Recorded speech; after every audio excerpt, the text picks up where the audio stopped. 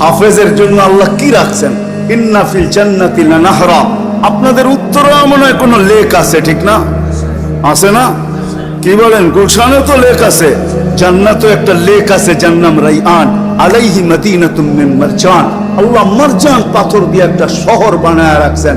লাহু ৭০ আলফা বাবান, যা ৭০,০০০ গেট।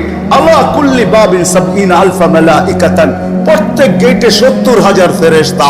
হাফেজে হাদা লি হাফিজিল কোরআন, এটা হাফেজে কোরআনকে দিবে। সে যখন এক এক গেটে যাবে ৭০,০০০ ফেরেশতা তাকে স্যালুট করবে, আর প্রত্যেকের হাতে উপটুকুন থাকবে, আর সে তার সামনে রাখবে আর বলবে খাদা কেরামাতান লিল কোরআন, কোরআন সিনায় রাখছো, সম্মানার্থে তোমাদেরকে আমরা এটা দিলাম। সর্বশেষ গেট যখন পার হবে ৪৯০ কোটি ফেরেশতার গার্ড অব অনার দেওয়া শেষ হবে।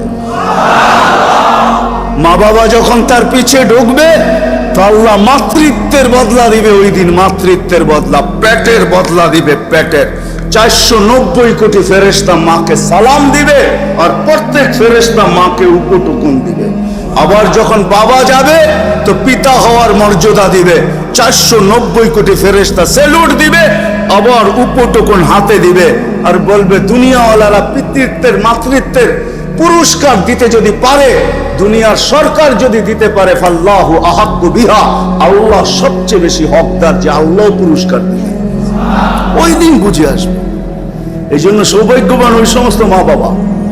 আবার যারা কমিটির লোক, আপনারাও সৌভাগ্যবান। আমার ওস্তাদই বলে গেছেন, আপনারাও সৌভাগ্যবান যে হাফেজদেরকে আপনারা, এইখানে মাদ্রাসা হয়েছে, সবকিছু আপনারা দেখভাল করতেছেন, বহন করতেছেন। কসম খোদার এই সম্পর্কই একদিন কাজে লাগবে।